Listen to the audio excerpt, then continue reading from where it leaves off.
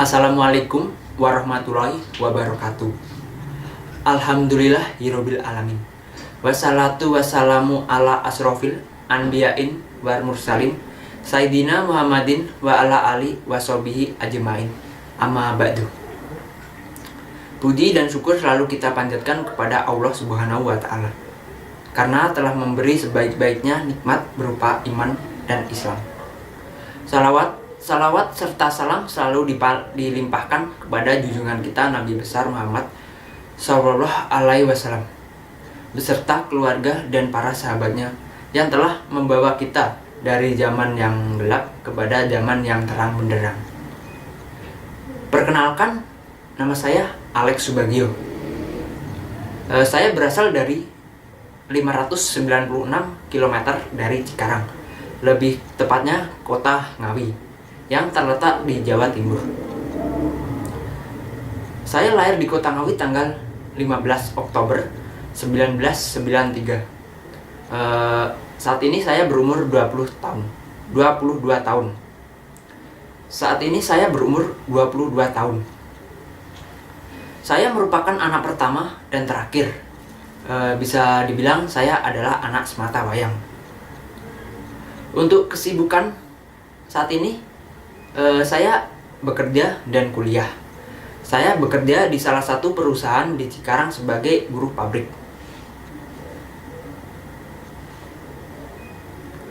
Saya bertekad untuk merubah jalan hidup saya dengan melanjutkan pendidikan agar memperoleh kehidupan yang lebih layak di kemudian hari. Banyak yang bilang kuliah sambil kerja itu sangat susah, apalagi dalam hal membagi waktu. Tapi ada pepatah yang mengatakan, di mana ada kemauan, pasti di situ ada jalan. Apabila kita mempunyai niat yang baik, insya Allah hasilnya pun akan baik. Kebetulan saat ini saya kuliah di Institut Komputer Manajemen Informatika Rizkina, atau yang lebih sering disebutnya IKMI Rizkina.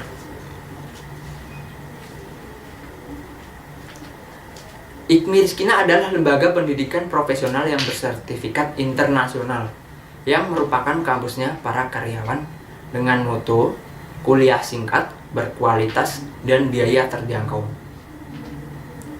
Kampus IKMI Rizkina menjadi wahana tempat dedikasi sekaligus bernilai ibadah bagi para dosen dan manajemen IKMI yang memikul tugas suci, yaitu pengembangan sumber daya manusia di kota Cikarang, Bekasi khususnya.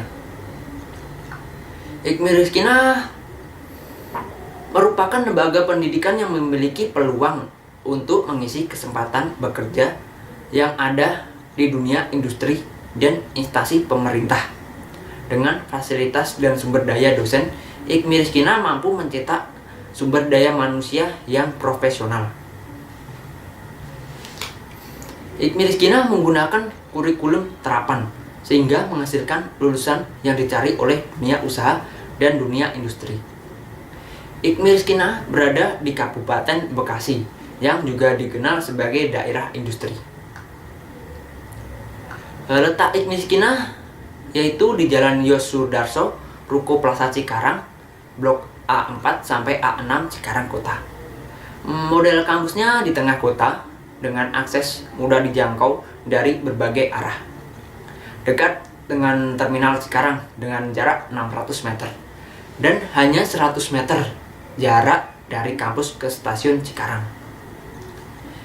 IKMI Rizkina mempunyai visi, yaitu menjadi lembaga yang terdepan dalam bidang ICT pada tahun 2021. Dan misi IKMI Rizkina adalah menghasilkan lulusan yang agamis, berkarakter, dan berkualifikasi global dalam ICT serta berjiwa entrepreneurship. Dalam menciptakan mahasiswa yang agamis, IKMI Rizkina mempunyai organisasi LDK, yaitu Lembaga Dakwah Kampus IKMI Rizkina. Untuk menunjang visi misi tersebut, IKMI Rizkina merorganisir manajemennya dengan sistem yang terkomputerisasi, seperti absensi yang sudah menggunakan fingerprint. Jadi kita tidak perlu repot lagi untuk absensi dengan tanda tangan atau sejenisnya. Kita hanya perlu menunjukkan sidik jari kita di mesin absensi tersebut. Hal ini sangat membantu karena hasilnya sangat akurat dan tidak bisa dipalsukan. Lalu, proses administrasi yang mudah dengan biaya yang terjangkau.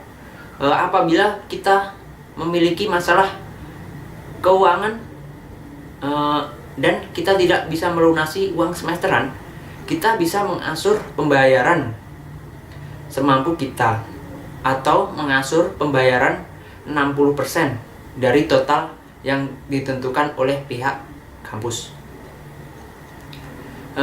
Ruang kelas di IKMI Rizkyana juga sangat banyak, dilengkapi dengan fasilitas AC, proyektor, dan laptop.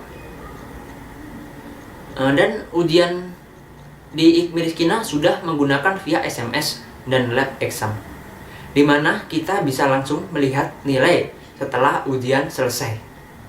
Akses nilai pun sudah secara online. Kita bisa melihatnya di web yang sudah disediakan pihak manajemen IKMI Rizkyana.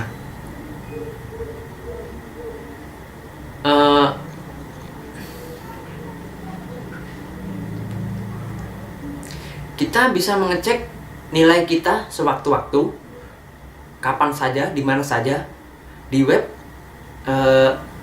yang telah disediakan oleh pihak kampus IKMI Rizkyana. Tentunya ini sangat membantu bagi karyawan-karyawan yang jauh dari kampus. Apabila kita tidak bisa mengikuti pembelajaran, pihak IKMI Rizkyana menyediakan akses izin melalui SMS tanpa harus menulis surat. Jadi, bila mana ada mahasiswa yang tidak bisa mengikuti pembelajaran di kelas, bisa langsung izin dengan mengirim SMS ke nomor server yang telah disediakan oleh pihak kampus IKMI Rizkyana. Tentunya ini sangat membantu sekali bagi karyawan yang tidak bisa mengikuti pembelajaran karena ada urusan atau ada pekerjaan yang harus diselesaikan. Di IKMI Rizkyana juga dilengkapi dengan hotspot 24 jam untuk mempermudah mahasiswa dalam belajar ataupun mengembangkan materi dan tugas yang diberikan oleh dosen. IKMI Rizkyana sendiri adalah sebuah lembaga yang pertama di Bekasi yang bekerja sama dengan perusahaan raksasa dunia, yaitu Microsoft dan Autodesk, melalui sertifikat, sehingga lulusan IKMI mendapat ijazah D3 terakreditasi dan sertifikat internasional dari Microsoft ataupun Autodesk, untuk menghasilkan lulusan yang siap bersaing dalam globalisasi tenaga kerja kedepannya dengan kompetensi internasional. Untuk jam perkuliahan di IKMI Rizkyana sangat memudahkan bagi para karyawan. Manajemen IKMI Rizkyana membagi waktu perkuliahan menjadi dua, yaitu reguler dan eksekutif. Kelas reguler perkuliahannya dimulai dari hari Senin sampai dengan hari Kamis. Kelas reguler masih dibagi lagi menjadi dua, yaitu kelas reguler pagi dan reguler malam. Kelas pagi dimulai dari jam setengah 9 sampai setengah 12 siang. Untuk kelas malamnya, pembelajaran dimulai dari setengah 7 sampai setengah 10 malam. Misalkan mahasiswa yang bekerja di pagi hari sampai sore hari bisa masuk jam perkuliahan reguler malam yang dimulai dari jam setengah 7 sampai setengah 10 malam. Dan untuk mahasiswa yang bekerja malam hari bisa mengambil kelas reguler pagi dengan jam kuliah dari setengah 9 sampai setengah 12 siang. Kelas reguler pagi ataupun malam sama saja karena durasi pembelajaran, dosen, dan mata kuliahnya sama.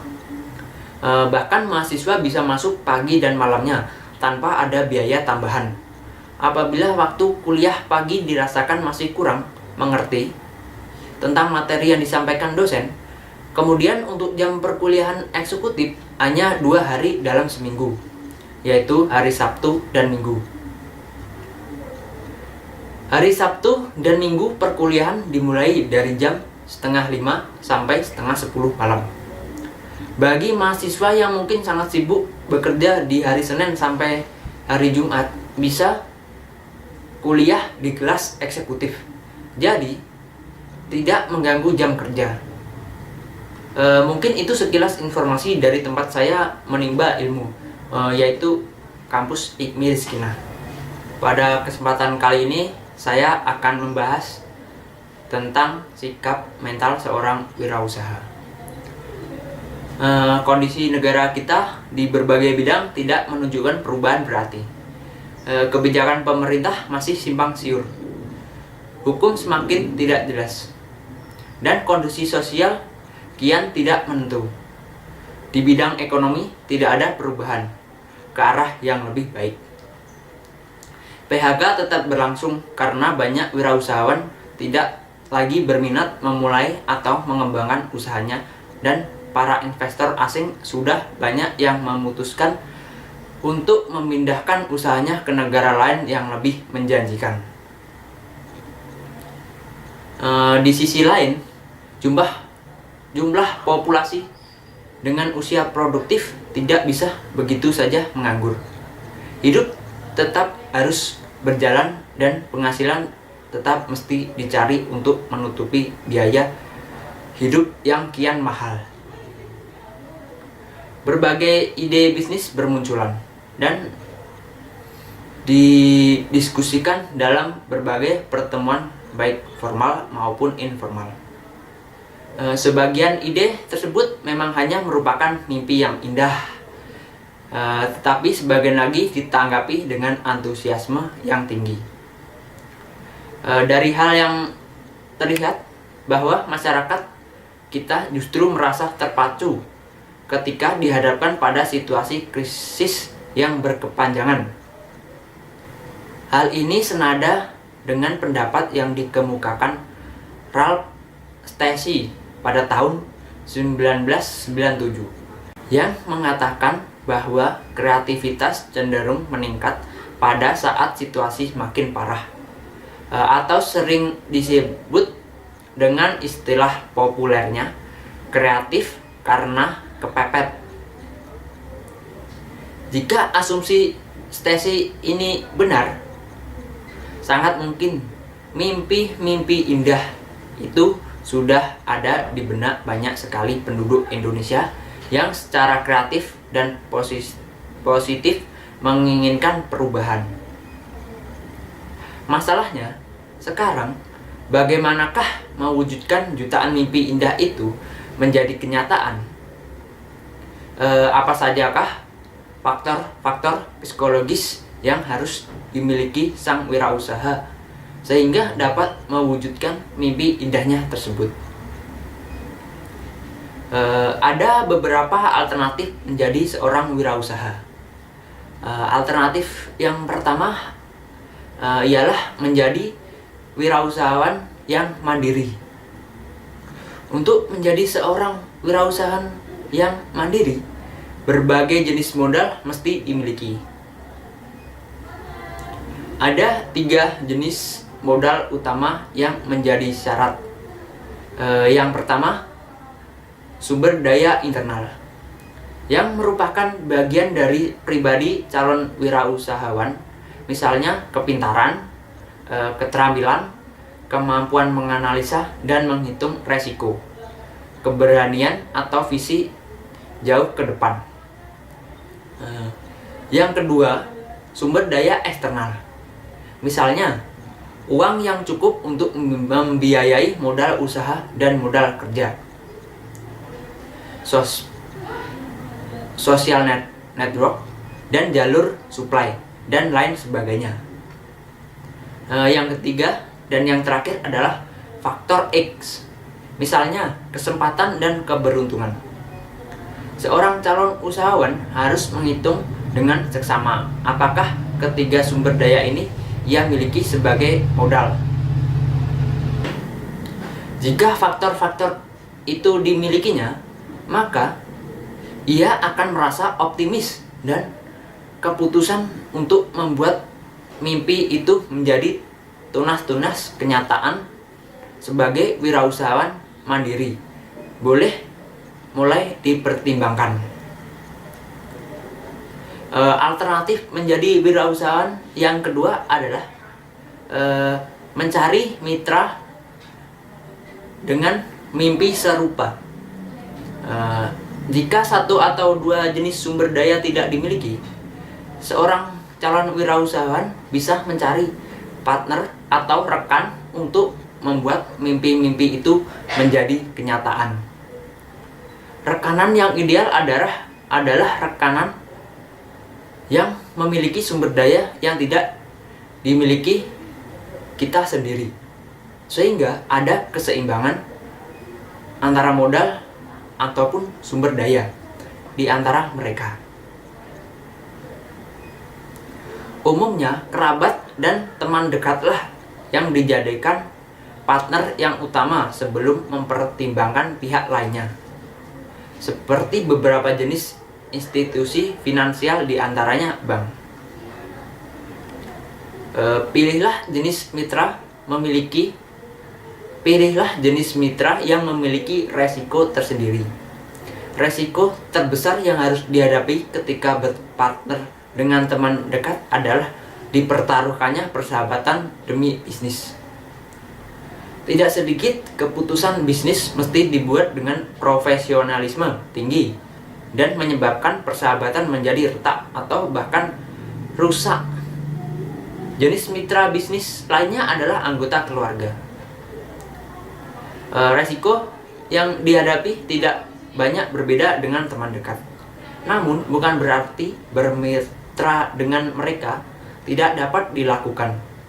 Satu hal yang penting adalah memperhitungkan dan membicarakan semua resiko secara terbuka sebelum kerjasama bisnis dimulai, sehingga jika konflik tidak dapat dihindarkan, maka sudah terbayang bagaimana cara menyelesaikannya sejak dini sebelum merusak bisnis itu sendiri.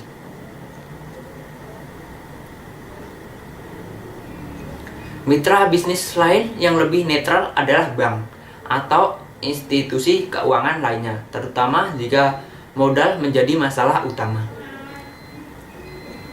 Pinjaman pada bank dinilai lebih aman karena bank bisa membantu kita melihat secara makro apakah bisnis kita itu akan mengalami hambatan. Bank yang baik wajib melakukan inspeksi dan memeriksa studi kelayakan yang kita ajukan. Penolakan dari bank dengan alasan tidak feasible bisa merupakan feedback yang baik, apalagi jika kita bisa mendiskusikan dengan baik,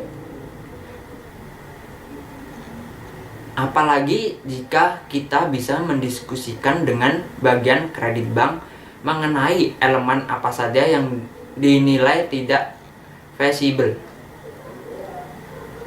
Bank juga membantu kita untuk memantau kegiatan usaha setiap tahun, dan jika memang ada kesulitan di dalam perusahaan, bank akan mempertimbangkan untuk tidak meneruskan pinjamannya. Ini merupakan warning atau peringatan dan kontrol yang bisa menyadarkan kita untuk segera berbenah. Wirausahaan yang memaksakan bank untuk memberi pinjaman tanpa studi kelayakan yang objektif dan benar akhirnya sering mengalami masalah lebih parah. Anggunan atau jaminan disita, perusahaan tidak jalan, dan hilanglah harapan untuk membuat mimpi indah menjadi kenyataan. Kejadian seperti ini sudah sangat sering terjadi, dalam skala kecil maupun skala nasional. Pinjaman seringkali melanggar perhitungan normal yang semestinya ditetapkan oleh bank, sehingga situasi ekonomi tidak mendukung sendi perekonomian mikro dan makro pun turut terbawa jatuh. Selanjutnya, alternatif menjadi wirausahawan yang ketiga adalah menjual mimpi itu kepada wirausahawan lain atau pemilik modal. Jika teman atau kerabat yang bisa diajak bekerja sama tidak tersedia, entah karena kita lebih menghargai hubungan kekerabatan atau persahabatan, atau karena memang mereka tidak dalam posisi untuk membantu, dan tidak ada anggunan yang bisa dijadikan jaminan untuk memulai usaha Anda. Dan cara lain yaitu lebih drastis, yaitu menjual ide atau mimpi indah itu kepada pemilik modal. Kesepakatan mengenai bagaimana bentuk kerjasama bisa dilakukan antara si pemilik modal dan si penjual ide. Bisa saja pemilik modal yang memodali dan penjual ide yang menjalankan usaha itu. Bisa juga penjual ide hanya menjual idenya dan tidak lagi terlibat dalam usaha itu.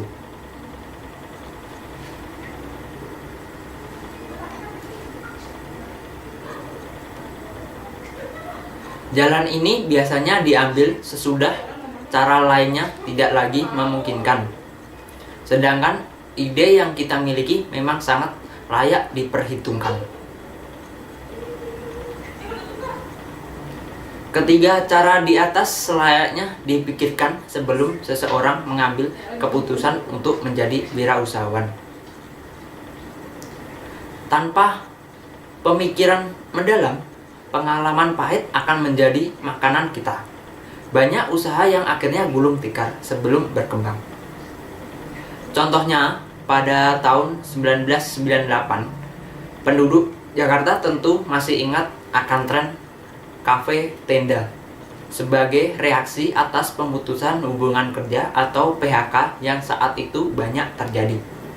Tiba-tiba saja banyak mantan karyawan perusahaan beralih profesi menjadi wirausahawan.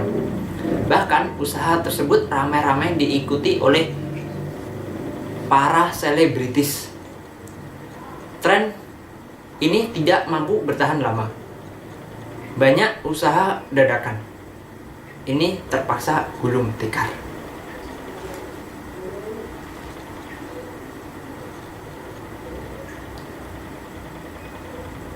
Mentalitas wirausahawan saat ini masih banyak diperbincangkan antara mitos atau realita.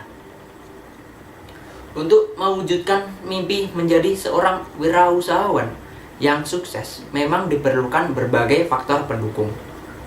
Selain modal, sumber daya seperti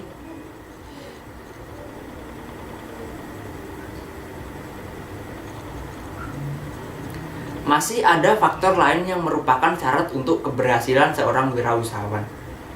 Banyak yang mengatakan mental atau bakat, dalam bahasa umum bakat dagang, merupakan salah satu di antara faktor tersebut.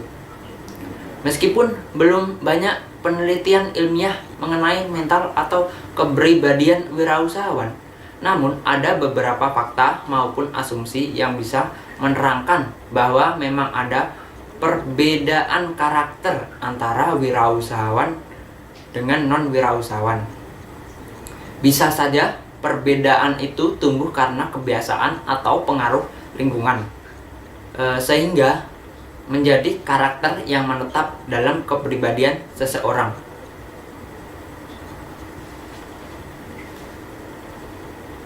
Bagi pengikut aliran non-deterministik, bakat dagang mungkin lebih diterima sebagai sebuah mitos, sebab sulit untuk mengatakan bahwa seorang bayi memiliki inborn entrepreneurship trait.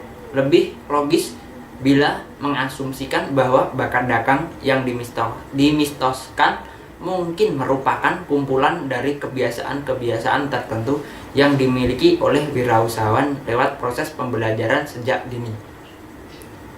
Kebiasaan ini disosialisasikan dan dikondisikan secara konstan kepada individu atau kelompok tertentu, sehingga menjadi ciri karakter yang kuat dan mengakar di dalam mereka.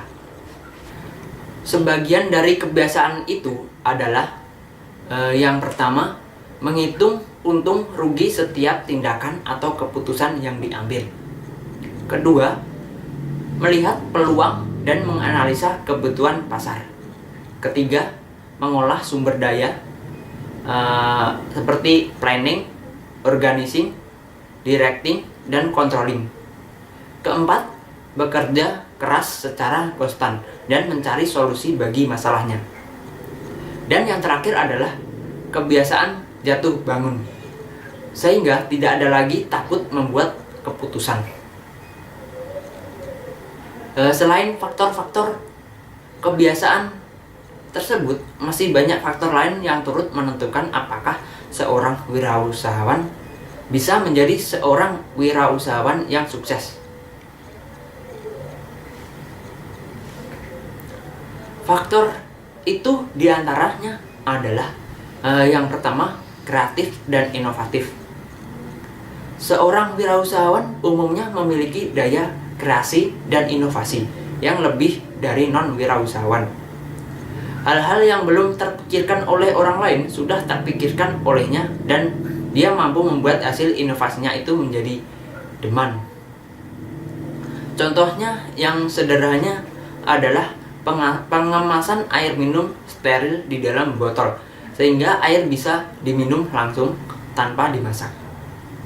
Banyak sekali contoh lain yang menunjukkan bahwa kreativitas dan inovasi adalah salah satu faktor yang bisa membawa seorang menjadi wirausahawan sukses. Perlu diingat bahwa kreativitas dan inovasi bukan merupakan satunya-satunya faktor penentu, karena perlu diingat bahwa kreativitas dan inovasi bukan merupakan satu-satunya faktor penentu, karena artis pun harus memiliki kedua faktor ini sebagai penentu kesuksesannya. Faktor kedua yang menentukan wirausahawan menjadi sukses ialah confident, tegar, dan ulet. Wirausahawan yang berhasil umumnya memiliki rasa percaya diri yang tinggi, tegar, dan sangat ulet. Ia tidak mudah putus asa, bahkan tidak pernah putus asa. Masalah akan dihadapinya dan bukan dihindarinya. Jika ia membuat salah perhitungan, saat ia sadar akan kesalahannya, ia secara otomatis juga memikirkan cara untuk membayar kesalahan itu atau membuatnya menjadi keuntungan.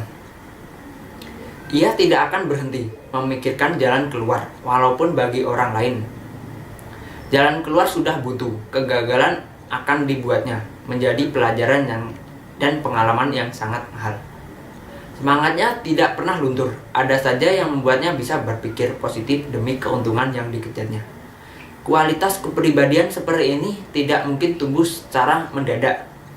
Keuletan, ketegaran, dan rasa percaya diri tumbuh sejak dini atau usia balita, dan sudah menjadi karakter atau dasar kepribadiannya. Sulit atau bukan tidak mungkin bagi seorang dewasa membentuk kualitas ini jika tidak dimulai sejak masa balita. Faktor yang ketiga menentukan wirausahawan menjadi sukses ialah pekerja keras. Waktu kerja bagi seorang wirausahawan tidak ditentukan oleh jam kerja. Saat ia sadar dari bangun tidurnya, pemikirannya sudah bekerja membuat rencana, menyusun strategi, atau memecahkan masalah. Kadang dalam tidurnya pun ia tetap berpikir, membiarkan waktu berlalu tanpa ada yang dipikirkan atau dikerjakan. Kadang membuatnya merasa tidak produktif atau merasa kehilangan kesempatan. Faktor yang keempat adalah pola pikir multitasking. Seorang wirausahawan sejati mampu melihat sesuatu dalam perspektif atau dimensi yang berlainan pada satu waktu, atau multidimensional informasi processing capacity. Bahkan ia juga mampu melakukan multitasking atau melakukan beberapa hal sekaligus. Kemampuan inilah yang membuatnya piawai dalam menangani berbagai persoalan yang dihadapi oleh perusahaan. Semakin tinggi kemampuan seorang wirausahawan dalam multitasking, semakin besar pula kemungkinan untuk mengolah peluang menjadi sumber daya produktif. Faktor kelima yang menentukan wirausahawan sukses ialah mampu menahan nafsu untuk cepat menjadi kaya. Wirausahawan yang bijak biasanya hemat dan sangat berhati-hati dalam menggunakan uangnya, terutama jika ia dalam tahap awal usahanya. Setiap pengeluaran untuk keperluan pribadi dipikirkannya secara serius, sebab ia sadar bahwa sewaktu-waktu uang yang ada akan diperlukan untuk modal usaha atau modal kerja. Keuntungan tidak selalu menetap, kadang ia harus merugi dan perusahaan harus tetap dipertahankan. Oleh sebab itu, misalkan jika ia memiliki keuntungan hanya sepersekian yang digunakan untuk keperluan pribadinya, sebagian besar disimpannya untuk digunakan bagi kemajuan usahanya atau untuk tabungan jika ia terpaksa mengalami kerugian. Wirausahawan yang bijak juga mengerti bahwa membangun sebuah perusahaan yang kokoh dan mapan memerlukan waktu bertahun-tahun, bahkan tidak jarang belasan atau puluhan tahun. Seorang wirausahawan yang memulai usahanya dari skala yang kecil hingga menjadi besar akan mampu menahan nafsu konsumtifnya. Baginya, pengeluaran yang tidak menghasilkan akan dianggap sebagai sebuah kemewahan. Jika tabungannya tidak cukup untuk membeli kemewahan, dia akan menahan diri sampai tabungannya jauh berlebih. Ia juga menghargai keuntungan yang sedikit demi sedikit dikumpulkannya. Keuntungan itu diinvestasikan ke dalam usaha lainnya, sehingga lama-kelamaan hartanya bertambah banyak. Dalam hal ini, memang ada benarnya pepatah yang mengatakan hemat pangkal kaya. Sebaliknya, wirausahawan yang tidak bijak seringkali tidak dapat menahan nafsu konsumtifnya. Keuntungan dihabiskan untuk berbagai jenis kemewahan dan hal yang tidak produktif, sehingga tidak ada lagi tabungan untuk perluasan perusahaan atau untuk bertahan pada masa sulit. Faktor terakhir yang menentukan wirausahawan sukses ialah berani mengambil resiko. Seorang wirausahawan berani mengambil resiko. Semakin besar resiko yang diambilnya, semakin besar pula kesempatan untuk meraih keuntungan, karena jumlah pemain semakin sedikit. Tentunya resiko-resiko ini sudah harus diperhitungkan terlebih dahulu. Masih banyak lagi faktor yang belum terungkap. Saya berharap kepada teman-teman yang memiliki pengalaman lain mau membagikan pengalamannya agar dapat menjadi inspirasi bagi calon-calon wirausahawan baru. Negara kita memang sedang membutuhkan wirausahawan baru untuk membangun kembali ekonomi yang morat-marit ini. Bagi Anda yang merasa bahwa dunia wirausahawan bukan dunia Anda, jangan berkecil hati, sebab Anda masih bebas bermimpi. Selain mimpi itu gratis, segala sesuatu yang baru selalu dimulai dari mimpi. Selamat bermimpi. Mungkin itu sekilas pembahasan tentang sikap yang harus dimiliki seorang wirausahawan. Bila ada salah kata, saya mohon maaf yang sebesar-besarnya. Wassalamualaikum warahmatullahi wabarakatuh.